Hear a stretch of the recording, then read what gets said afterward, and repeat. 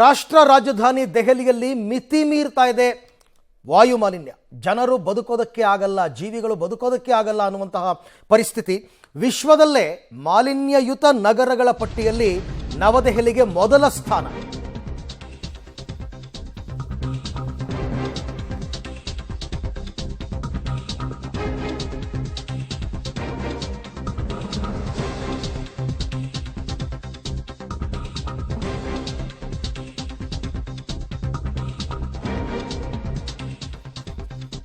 ರಾಷ್ಟ್ರ ರಾಜಧಾನಿ ದೆಹಲಿಯಲ್ಲಿ ಮಿತಿ ಮೀರಿದೆ ವಾಯು ಮಾಲಿನ್ಯ. ವಿಶ್ವದಲ್ಲೇ ಮಾಲಿನ್ಯಯುತ ನಗರಗಳ ಪಟ್ಟಿಯಲ್ಲಿ ದೆಹಲಿಗೆ ಮೊದಲ ಸ್ಥಾನವನ್ನು ಕೊಟ್ಟಿದ್ದಾರೆ. ಅಲ್ಲಿನ ಗಾಳಿಯ ಗುಣಮಟ್ಟ ಕೂಡ ತೀರಾ ಕೆಟ್ಟೋಗಿದೆ. ಹೀಗಾಗಿ ಮಕ್ಕಳಿಗೆ ಆನ್ಲೈನ್ ಕ್ಲಾಸ್ಗೆ ಸೂಚನೆಯನ್ನು ಕೊಟ್ಟಿದ್ದಾರೆ ಅಲ್ಲಿನ ಮುಖ್ಯಮಂತ್ರಿ. ಪ್ರಾಥಮಿಕ ಶಾಲೆಗಳಿಗೆ ಮಕ್ಕಳು ಬರೋದು ಬೇಡ, ಆನ್ಲೈನ್ ಕ್ಲಾಸ್ ಮಾಡಿ ಅಂತ ದೆಹಲಿ ಸಿಎಂ ಆತಿಶಿ ಅವರು ಆದೇಶವನ್ನು ಹೊರಡಿಸಿದ್ದಾರೆ. ಇದರ ಜೊತೆಗೆ BS3 ಪೆಟ್ರೋಲ್ ಮತ್ತು ಡೀಸೆಲ್ ವಾಹನಗಳ ಸಂಚಾರಕ್ಕೆ ತಡೆಯನ್ನು ಒಡ್ಡಿದ್ದಾರೆ. ಇದು ಮೂರನೇ ಹಂತದ ಕ್ರಮ ದೆಹಲಿ ಸರ್ಕಾರ ತಗೋತಾ ಇರೋದು. CNG EV ಸೇರಿದಂತೆ ಅಂದರೆ ಎಲೆಕ್ಟ್ರಿಕ್ ವೆಹಿಕಲ್ ಸೇರಿದಂತೆ ಅಂತಾರಾಜ್ಯ BS4 ಡೀಸೆಲ್ ಬಸ್ಗಳಿಗೆ ಮಾತ್ರ ದೆಹಲಿಗೆ ಪ್ರವೇಶವನ್ನು ಕೊಡ್ತಾ ಇದ್ದಾರೆ. ತುರ್ತು ಅಲ್ಲದ ನಿರ್ಮಾಣ ಮತ್ತು ಕಟ್ಟಡ ತೆರವು ಕಾರ್ಯಾಚರಣೆಗೆ ತಡೆಯನ್ನು ಒಡ್ಡಿದ್ದಾರೆ. ಸರ್ಕಾರಿ ಕಾಮಗಾರಿ, ಆರೋಗ್ಯ ಮತ್ತು ರಾಷ್ಟ್ರೀಯ ಭದ್ರತೆಗೆ ಸಂಬಂಧಪಟ್ಟ ಕಟ್ಟಡಗಳ ಕಾಮಗಾರಿಗೆ ಮಾತ್ರ ಅನುಮತಿಯನ್ನು ಕೊಟ್ಟಿದ್ದಾರೆ. ಇದು ಪ್ರತಿಯೊಂದು ಸಾರ್ತಿ ಈ ಥರ ರಿಪೋರ್ಟ್ ಬಂದಾಗಲೂ ಕೂಡ ದೆಹಲಿ ಸರ್ಕಾರದವರು ಪದೇ ಪದೇ ಏನಾದ್ರು ಕ್ರಮ ತಗೋತಾನೆ ಇದ್ದಾನೆ. ಬಟ್ ನಿಮಗೆ ಒಂದು, ದೆಹಲಿಯಲ್ಲಿ ಜನಸಂಖ್ಯೆ ವಿಪರೀತ, ವೆಹಿಕಲ್ಸ್ ವಿಪರೀತ. ಸೊ ಇದರಿಂದಾಗಿ ಅಲ್ಲಿನ ವಾಯು ಗುಣಮಟ್ಟ ವಿಪರೀತವಾಗಿ ಕುಸಿದು ಹೋಗಿದೆ. ಇದೇ ರೀತಿ ಇದ್ರೆ ಒಂದು ಅಂದಾಜು, ಒಂದು ಸಮೀಕ್ಷೆ ಹೇಳಿದ ಪ್ರಕಾರ ಅಲ್ಲಿನ ಜನರ ಆಯುಷ್ಯ 10 ವರ್ಷ ಕಡಿಮೆ ಆಗಿಬಿಡುತ್ತೆ ಅಂತ. ಅದೇ ಗಾಳಿಯನ್ನು ಉಸಿರಾಡಿಕೊಂಡಿದ್ರೆ 10 ವರ್ಷ ತಮಾಷೆ ಅಲ್ಲ. ಹಾಗಾಗಿ ಈಗ ಸುಪ್ರೀಂ ಕೋರ್ಟ್ ಕೂಡ ದೆಹಲಿ ಸರ್ಕಾರಕ್ಕೆ ಚಾಟಿ ಬೀಸಿತ್ತು. ನೀವು ವಾಯು ಮಾಲಿನ್ಯ ನಿಯಂತ್ರಣಕ್ಕೆ ತೆಗೆದುಕೊಂಡ ಕ್ರಮಗಳು ನೆಮ್ಮದಿಯಾಗಿಲ್ಲ, ಸರಿಯಾಗಿಲ್ಲ ಅಥವಾ ತೃಪ್ತಿಕರವಾಗಿಲ್ಲ. ಆ ನಂತರ ಈಗ ಇಷ್ಟೊಂದು ಸ್ಟೆಪ್ಸನ್ನು ತಗೊಂಡಿದ್ದಾರೆ. ಈ ಎಲ್ಲ ವಿಚಾರಕ್ಕೆ ಸಂಬಂಧಪಟ್ಟಂತೆ ಮತ್ತಷ್ಟು ಮಾಹಿತಿ ನಮ್ಮ ನವದೆಹಲಿ ಪ್ರತಿನಿಧಿ ಶಬೀರ್ ಅವರಿಂದ ಪಡ್ಕೊಳ್ಳೋಣ. ಶಬೀರ್, ಈಗ ಕೋರ್ಟ್ ಕೂಡ ಚಾಟಿ ಬೀಸಿತ್ತು ದೆಹಲಿ ಗೌರ್ನಮೆಂಟ್ಗೆ, ಏನು ಮಾಡ್ತಾ ಇದ್ದೀರಾ ನೀವು ಅಂತಂದ್ಬಿಟ್ಟು. ಕೆಲವೊಂದು ಕ್ರಮಗಳನ್ನು ತಗೊಂಡಿದ್ದಾರೆ. ನಿರೀಕ್ಷಿತ ಮಟ್ಟದಲ್ಲಿ ಇದು ಪರಿಣಾಮಕಾರಿಯಾಗಿ ಕೆಲಸ ಮಾಡುತ್ತಾ?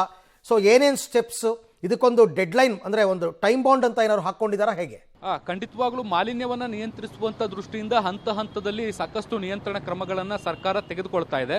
ಆದರೂ ಕೂಡ ದೆಹಲಿಯಲ್ಲಿ ಮಾಲಿನ್ಯ ಕಡಿಮೆ ಆಗ್ತಾ ಇಲ್ಲ. ಸದ್ಯಕ್ಕೆ ಮಾಲಿನ್ಯ ಹೇಗಿದೆ ಅನ್ನುವಂಥದ್ದನ್ನು ಒಮ್ಮೆ ತೋರಿಸ್ಬಿಡ್ತೀನಿ ಅರವಿಂದ್. ನೀವು ನೋಡ್ಬೋದು, ಇದು ವಿಮಾನ ನಿಲ್ದಾಣ ಮತ್ತು ದೆಹಲಿಯ ಏಮ್ಸ್ ಆಸ್ಪತ್ರೆಯನ್ನು ಸಂಪರ್ಕಿಸುವಂಥ ಪ್ರಮುಖ ರಸ್ತೆ ಆಗಿರುವಂಥದ್ದು. ನೀವು ದೂರದಲ್ಲಿ ನೋಡಿದ್ರೆ ಯಾವ ರೀತಿಯಾಗಿ ಗಾಳಿಯಲ್ಲಿ ಮಾಲಿನ್ಯ ಆವರಿಸ್ಕೊಂಡಿದೆ ಅನ್ನುವಂಥದ್ದನ್ನು ನೋಡ್ತಾ ಹೋಗ್ಬೋದು. ಧೂಳಿನ ಕಣಗಳು ಗಾಳಿಯಲ್ಲಿ ಮಿಶ್ರಣ ಆಗಿರುವಂಥದ್ದು. ಮತ್ತು ಪ್ರತಿ ಬಾರಿ ನೀವು ಗಾಳಿಯನ್ನು ಕನ್ಸ್ಯೂಮ್ ಮಾಡುವಂಥ ಸಂದರ್ಭದಲ್ಲಿ ನಿಮಗೆ ಸುಟ್ಟ ಹೊಗೆ ವಾಸನೆ ಬರುವಂಥದ್ದು ಅಥವಾ ಧೂಳಿನ ಕಣಗಳು ಅದರಲ್ಲಿ ಇರುವಂಥದ್ದು ಭಾಳ ಸ್ಪಷ್ಟವಾಗಿ ಗೊತ್ತಾಗುತ್ತೆ. ಮತ್ತು ಹೊರಗಡೆ ಬಂದಂಥ ಸಂದರ್ಭದಲ್ಲಿ ನಿಮಗೆ ಕಣ್ಣುರಿ ಅಥವಾ ಮೂಗುರಿ ಅಥವಾ ಗಂಟಿನಲ್ಲಿ ನೋವು ಕಾಣಿಸ್ಕೊಳ್ಳುವಂಥದ್ದು, ಈ ರೀತಿಯಾದಂಥ ಆರೋಗ್ಯ ಸಮಸ್ಯೆಗಳು ಕೂಡ ದೆಹಲಿಯಲ್ಲಿ ಕಾಣಿಸ್ಕೊಳ್ತಾ ಇದ್ದಾವೆ. ಸಾಮಾನ್ಯವಾಗಿ AQI 50ರ ಒಳಗಡೆ ಇದ್ದರೆ ಅದು ಉಸಿರಾಟಕ್ಕೆ ಗುಣಮಟ್ಟದ ಗಾಳಿ ಅಂತ ಪರಿಗಣಿಸಲಾಗುತ್ತೆ. ಸದ್ಯಕ್ಕೆ ದೆಹಲಿಯಲ್ಲಿ ಏರ್ ಕ್ವಾಲಿಟಿ ಇಂಡೆಕ್ಸ್ 450 ಮೀರಿರುವಂಥದ್ದು. ಅಂದರೆ ಉಸಿರಾಟಕ್ಕೆ ಎಷ್ಟು ಇದು ಯೋಗ್ಯವಾಗಿದೆ ಅನ್ನುವಂಥದ್ದನ್ನು ಈ ಸಂಖ್ಯೆಗಳು ವಿವರಿಸುತ್ತವೆ. ಮತ್ತು ಈ ಗಾಳಿಯಲ್ಲಿ ಧೂಳಿನ ಕಣಗಳಿದಾವಲ್ಲ, ಅದು ಏನು ಆರೋಗ್ಯಕ್ಕೆ ಬಹಳ ದೊಡ್ಡ ಪ್ರಮಾಣದ ಸಮಸ್ಯೆಯನ್ನು ಮಾಡುವಂಥದ್ದು. ವಿಶೇಷವಾಗಿ ಅಸ್ತಮ ಪೇಷಂಟ್ಗಳು, ವಯೋವೃದ್ಧರು, ಇದ್ರ ಜೊತೆಗೆ ಮಕ್ಕಳಿಗೆ ಬಹಳ ದೊಡ್ಡ ಪ್ರಮಾಣದ ಸಮಸ್ಯೆಯನ್ನು ಇದು ಉಂಟು ಮಾಡ್ಬೋದು. ಜಾಗತಿಕ ರಾಷ್ಟ್ರಗಳ ಪೈಕಿ ನಾವು ಗಮನಿಸಿದಂಥ ಸಂದರ್ಭದಲ್ಲಿ ದೆಹಲಿ ಈಗ ಅತಿ ದೊಡ್ಡ ಮಾಲಿನ್ಯಯುಕ್ತ ನಗರ ಆಗಿರುವಂಥದ್ದು, ಮೊದಲನೇ ಸ್ಥಾನದಲ್ಲಿರುವಂಥದ್ದು. ಹೀಗಾಗಿ ಇದರ ನಿಯಂತ್ರಣಕ್ಕೆ ಈಗಾಗಲೇ ಸರ್ಕಾರ ಸಾಕಷ್ಟು ಕ್ರಮಗಳನ್ನು ತೆಗೆದುಕೊಂಡಿದೆ. ಇವತ್ತಿನಿಂದ ಆನ್ಲೈನ್ ಕ್ಲಾಸ್ಗಳನ್ನು ಶುರು ಮಾಡಿರುವಂಥದ್ದು. ಅಂದರೆ ಪ್ರಾಥಮಿಕ ಶಾಲೆಗಳಿಗೆ ಆನ್ಲೈನ್ ಕ್ಲಾಸ್ಗಳನ್ನು ಮಾಡಬೇಕು, ಮಕ್ಕಳು ತರಗತಿಗೆ ಬರಬಾರ್ದು ಅನ್ನುವಂಥದ್ದು. ಮತ್ತು ತುರ್ತು ಅಲ್ಲದ ಕಟ್ಟಡಗಳ ಕಾಮಗಾರಿಯನ್ನು ಅಥವಾ ತೆರವು ಕಾಮಗಾರಿಗಳನ್ನು ನಿಲ್ಲಿಸಬೇಕು ಅನ್ನುವಂಥದ್ದು. ಯಾಕೆಂದರೆ ಇವುಗಳಿಂದಲೇ ಹೈಯೆಸ್ಟ್ ಡಸ್ಟ್ ಬರುವಂಥದ್ದು ಅಥವಾ ಧೂಳಿನ ಕಣಗಳು ಗಾಳಿಯಲ್ಲಿ ಸೇರ್ಕೊಳ್ಳುವಂಥದ್ದು. ಹೀಗಾಗಿ ಇವುಗಳನ್ನು ನಿಲ್ಲಿಸಬೇಕು ಅನ್ನುವಂಥದ್ದು. ಜೊತೆಗೆ BS4 ಮತ್ತು ಅದಕ್ಕಿಂತ ಮೇಲ್ಪಟ್ಟ ಗಾಡಿಗಳು ಅಂದರೆ CNG EVಗಳು ಮಾತ್ರ ಸಂಚಾರ ಮಾಡಲಿಕ್ಕೆ ಅವಕಾಶವನ್ನು ಮಾಡಿಕೊಡಲಾಗಿದೆ. BS3 ಮತ್ತು ಅದಕ್ಕಿಂತ ಕೆಳಗಿನ ವಾಹನಗಳು ಮತ್ತು ಡೀಸೆಲ್ ವಾಹನಗಳು ದೆಹಲಿಯ ಒಳಗಡೆ ಬರಬಾರ್ದು ಅನ್ನುವಂಥ ನಿರ್ಬಂಧವನ್ನು ಕೂಡ ಹೇರಲಾಗಿರುವಂಥದ್ದು. ಮುಂದಿನ ಹಂತದಲ್ಲಿ ಇದು ಕೂಡ ವರ್ಕೌಟ್ ಆಗದೇ ಇದ್ದಂಥ ಸಂದರ್ಭದಲ್ಲಿ ಏನು ಸಮಬೆಸ ಸಂಖ್ಯೆಯ ಮಾಡೆಲನ್ನು ಕೂಡ ಜಾರಿ ತರುವಂಥ ಸಾಧ್ಯತೆಗಳನ್ನು ಕೂಡ ನಾವು ನಿರೀಕ್ಷೆ ಮಾಡ್ಬೋದು. ಸದ್ಯಕ್ಕೆ ಈ ಹಂತದ ರಿಸ್ಟ್ರಿಕ್ಷನ್ಗಳನ್ನು ಹಾಕುವ ಮೂಲಕ ಒಂದಿಷ್ಟು ಪೊಲ್ಯೂಷನನ್ನು ಕಂಟ್ರೋಲ್ ಮಾಡುವಂಥ ಪ್ರಯತ್ನವನ್ನು ಮಾಡ್ತಾ ಇದೆ. ಆದರೆ ನೆರೆಯ ರಾಜ್ಯಗಳಲ್ಲಿ ಈ ಕೃಷಿ ತ್ಯಾಜ್ಯವನ್ನು ಸುಡುವಂಥ ಪ್ರಕ್ರಿಯೆಗಳೇನಿದ್ದಾವೆ ಅವು ಇನ್ನೂ ಕೂಡ ಮುಂದುವರೆದಿರುವಂಥ ಹಿನ್ನೆಲೆಯಲ್ಲಿ ಅದು ಕೂಡ ಮಾಲಿನ್ಯಕ್ಕೆ ಒಂದು ದೊಡ್ಡ ಕೊಡುಗೆ ಆಗಿರುವಂಥದ್ದು. ಅರವಿಂದ್, ಬಟ್ ಜನಸಂಖ್ಯೆ ಮತ್ತು ವಾಹನಗಳ ಸಂಖ್ಯೆಯ ಲೆಕ್ಕಾಚಾರ ತಗೊಂಡ್ರೆ ಈಗಾಗ ಜಪಾನ್ನ ಟೋಕಿಯೋ ಅತಿ ಹೆಚ್ಚು ಜನಸಂಖ್ಯೆ ಇರತಕ್ಕಂಥ ನಗರ, ಹಾಗೆಯೇ ನಿಮಗೆ ಶಿಕಾಗೋ ಕೂಡ ಜನಸಂಖ್ಯೆ ಜಾಸ್ತಿ ಇರತಕ್ಕಂಥದ್ದು. ಅಲ್ಲಿ ಕಂಡು ಬರದ ಈ ಪರಿಯ ವಾಯು ಮಾಲಿನ್ಯ ದೆಹಲಿಯಲ್ಲಿ ಯಾಕೆ ಅಂತ ಏನಾದರೂ ಒಂದು ಸೈಂಟಿಫಿಕ್ ಇನ್ವೆಸ್ಟಿಗೇಷನ್ ಆಗಿದೆಯಾ ಶಬೀರ್? ನೋಡಿ, ದೆಹಲಿಯ ಮಾಲಿನ್ಯಕ್ಕೆ ಸಾಕಷ್ಟು ಏನಂತಾರೆ ಕಾರಣಗಳಿರುವಂಥದ್ದು. ಮುಖ್ಯವಾಗಿ ನಾನು ಆಗಲೇ ಹೇಳಿದಂತೆ ಕೃಷಿ ತ್ಯಾಜ್ಯಗಳ ಸುಡುವಿಕೆ ಏನಿದೆ ಅಂದರೆ ನೆರೆಯ ರಾಜ್ಯಗಳು ಪಂಜಾಬ್ ಆಗಿರ್ಬೋದು, ಹರಿಯಾಣ ಆಗಿರ್ಬೋದು, ಉತ್ತರ ಪ್ರದೇಶದ ಕೆಲವು ನಗರಗಳಾಗಿರ್ಬೋದು, ಇಲ್ಲಿ ಪ್ರತಿ ವರ್ಷ ಈ ಸಂದರ್ಭದಲ್ಲಿ ಗೋಧಿಯ ಕಟಾವು ಬರುತ್ತೆ. ಈ ಕಟಾವು ಆದಮೇಲೆ ಉಳಿಯುವಂಥ ಕೃಷಿ ತ್ಯಾಜ್ಯ ಏನಿದೆ ಅದನ್ನು ಹೊಲಗಳಲ್ಲೇ ಬೆಂಕಿ ಹಚ್ಚಿ ಸುಡುವಂಥ ಕೆಲಸವನ್ನು ಮಾಡ್ತಾರೆ. ಇದರಿಂದ ಬರುವಂಥ ಹೊಗೆ ಏನಿದೆ ಅದು ದೆಹಲಿಯ ಕಡೆಗೆ ಬರುತ್ತೆ. ಹೀಗಾಗಿ ದೆಹಲಿಯಲ್ಲಿ ಒಂದು ರೀತಿ ಗ್ಯಾಸ್ ಚೇಂಬರ್ನಂತಹ ಪರಿಸ್ಥಿತಿ ನಿರ್ಮಾಣ ಆಗುತ್ತೆ. ನಾನೊಂದು ಸಣ್ಣ ಎಕ್ಸಾಂಪಲ್ನ ಕೊಡ್ತೀನಿ. ಈ ಸಂದರ್ಭದಲ್ಲಿ ದೆಹಲಿಯಲ್ಲಿ ಒಂದಿಷ್ಟು ಫಾಗ್ ಕಂಡು ಬರುತ್ತೆ. ಫಾಗ್ ಮೇಲಿನ ಲೇಯರ್ನಲ್ಲಿ ಕೋಟ್ ಆದಂಥ ಸಂದರ್ಭದಲ್ಲಿ ಬಿಸಿಲಿನ ಪ್ರಮಾಣ ಕಡಿಮೆ ಇರುತ್ತೆ. ಹೀಗಾಗಿ ಗಾಳಿ ಮೇಲೆ ಹೋಗಲಿಕ್ಕೆ ಅವಕಾಶ ಸೃಷ್ಟಿಯಾಗದೆ ಗಾಳಿ ಕೆಳಗಡೆನೆ ಉಳ್ಕೊಳ್ಬಿಡುತ್ತೆ. ಹೀಗಾಗಿ ಮಾಲಿನ್ಯ ಹೆಚ್ಚಾಗ್ತಾ ಹೋಗುತ್ತೆ.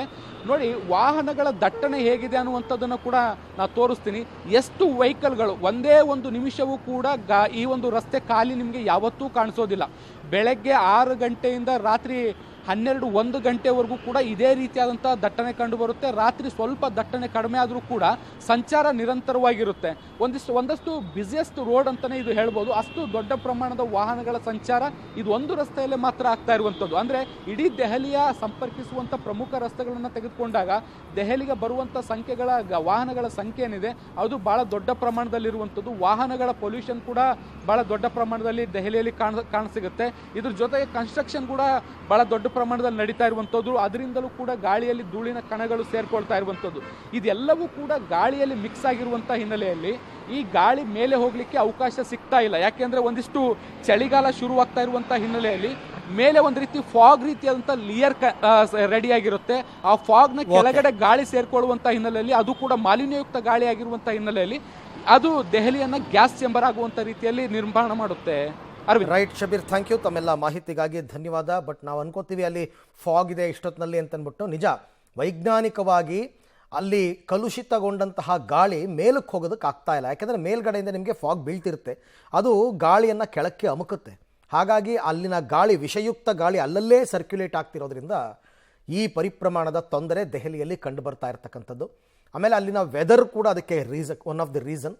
ಹಾಗಾಗಿ ಸಮಸ್ಯೆ ಈಗ ಬಿಗಡಾಯಿಸಿ ಇಷ್ಟೊಂದು ಕ್ರಮಗಳನ್ನ ತಗೊಂಡಿದ್ದಾರೆ.